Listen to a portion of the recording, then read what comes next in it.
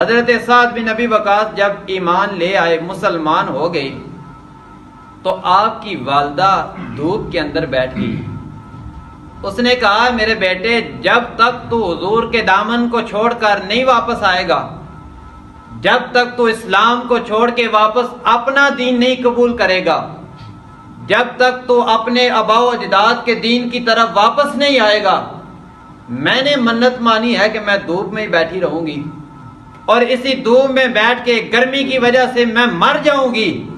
لوگ تجھے تانے دیتے رہیں گے کہ تمہاری ماں تمہاری وجہ سے مر گئی ہے۔ جب وہ دھوپ میں بیٹھی رہی، دھوپ زیادہ سخت تھی، دھوپ کی وجہ سے وہ بے ہوش ہو گئی۔ لوگوں نے اٹھا کے اس کو سائے میں رکھا۔ جب ہوش آئی، سنے حضرت سعد نے کیا جملہ بولا۔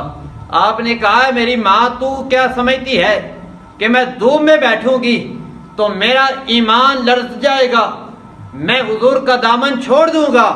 نے کہا اے والدہ، تمہارے بدن میں ایک جان ہے، اگر 1000 جان بھی ہوتی میں ایک ایک کر کے مصطفیٰ پہ قربان کر دیتا۔